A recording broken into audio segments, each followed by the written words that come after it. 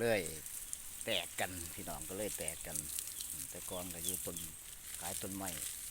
ขับรถพระอาจารย์ก็ขับรถแน่แล้วก็ไปส่งของแน่ยัดปุ๋ยยัดพุนกาบอ้อยถ้าแม่นมีทุนพระอาจารย์เฮ็ดกันได้อยู่สิถ้าแม่นมีทุนแต่ว่ามันเอามีทุนแต่เขาบ่มีทุนเฮ็ดหลายผสมได้เบิดพระอาจารย์ผสมเป็นเบิดพระอาจารย์ขับรถส่งต้นไม้ห่อต้นไม้ในเฮ็ดทั่วไปนะพี่น้องซอยกันเพราะว่าคนงานก็บ่หลายขึ้นฮอดอยู่ขึ้นฮอดไอ้หมู่พวกน้ำกันอยู่เคยอยู่น้ำกันกินสุกกินดิบน้ำกันมาก็เลยเป็นคนสอบต้นไม้ต้นตอกเลยเป็นต้นไม้ต้นตอกเสียแต่น้ำบ่อไหลแห้งกันใดพี่น้องเดินก็เลยหดคู่มือไรก็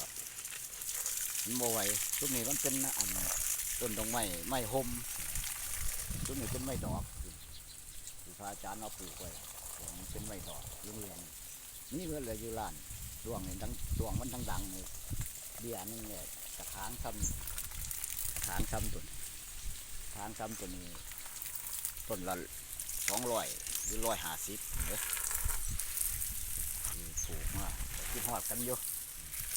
กันเห็นอยู่ในคลิปนี่ก็เป็นกำลังใจให้ที่เรา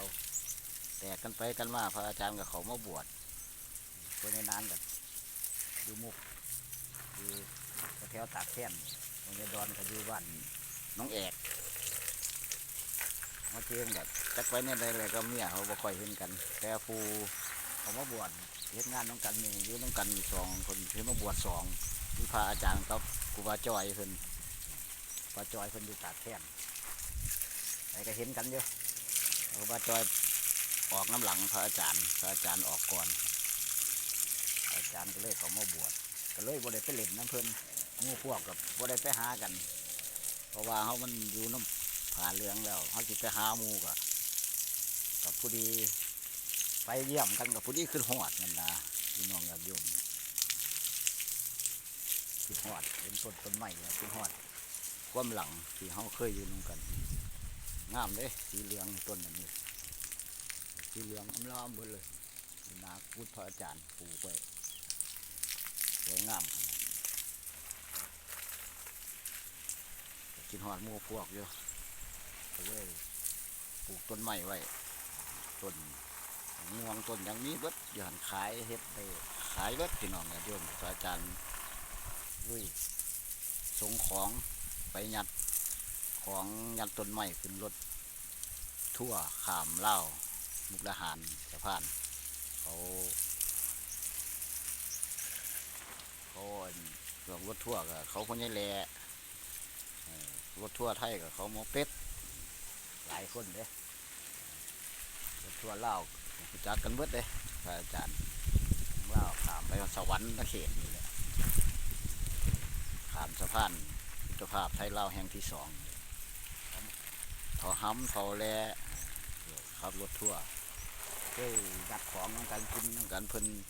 ยัดต้นไม้นะพี่น้องเอาต้นไม้ไปขึ้นเพิ่นเขาในเขาพี่น้องทางเรามาซื้อแล้วก็เอากะห่อต้นนี้ขายเงินถือเล่นต้นนึง150คนเล่นเงินถือเล่นทั้งเงินแม่นอันนั้นแม่นเอาไปขายเพิ่นเลี้ยงงามแบบนี้โอ้ยคุณอาจารย์ก็เลยสอบต้นใหม่มาเลย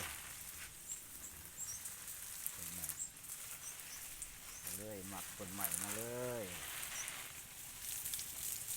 คนดูหดดูไรมันก็น้ำบ่พอหดดูไรน้ำบ่พอหดบ่หดก็บ่ได้พี่น้องเอ้ย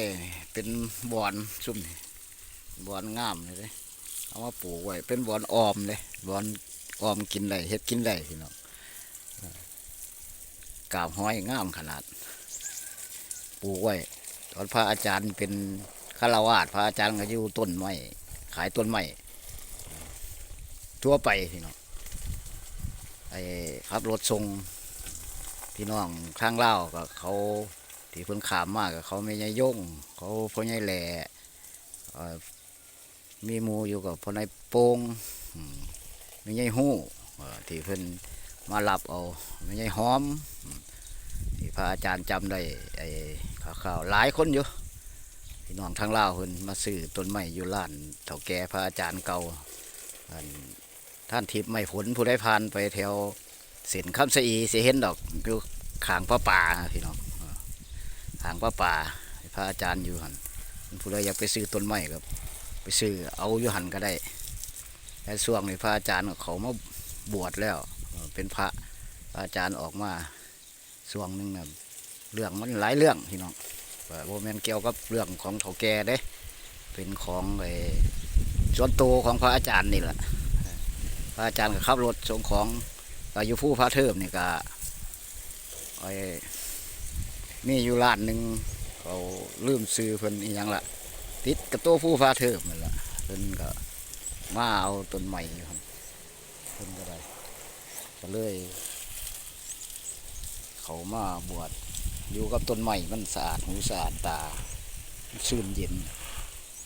เลยสอบมาเลยก็เลยสอบเป็นจิตอันจำวันของเจ้าของเลยนะนี่ก็ครูบาจอยเพิ่นก็ซึกอยู่น้องกันหลายคนอยู่เขาพ่อใหญ่ดอนพ่อใหญ่นานคู่คากันก็ในหมอนฝากความคิดถึงไปหาเพิ่นอยู่ในหมอนไม่ใช่กี้พ่อใหญ่กี้ที่อยู่น้องกันพ่อใหญ่ลานเฒ่าแก่กับไอ้หมอเจม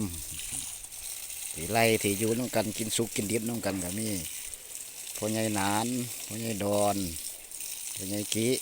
พ่อใหญ่หมอนพ่อใหญ่จอยแล้วก็พระอาจารย์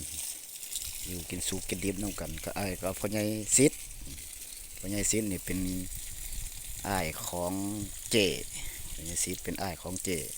เป็นอยู่นี่เป็นอยู่บ้านนาย้อนอยู่น้องกันโอ้ยโรงเรียนธรรมดาเลยเรามาละคิดฮอดอดีตอยู่อดีตที่เคยอยู่น้องกันพระอาจารย์เคยอยู่น้องกันอยู่ลานต้นไม้หลายต้นไม้ต้นตอก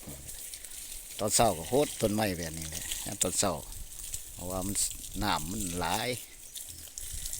เพราะว่ามันเป็นสระทรงของเนี่ยพี่น้องทางลาวมาเอาเนี่ยก็ฮอต้นไม้ก็ทางอุดรก็เป็นพ่อใหญ่นั่นที่จำกันได้พ่อใหญ่นั่นที่เพิ่นไปเอาต้นไม้มาส่งพ่อใหญ่นั่นหาเพชรเพิ่นอยู่บ่เห็นอยากทักหากันอยู่เพราะว่าก็บ่ได้ลืมกันเด้เพราะว่ากินสุกกินดิบน้ำกันเคยอยู่น้ำกันมาหูใจกันนะช่วงพระอาจารย์อยู่มาปดต้นไม้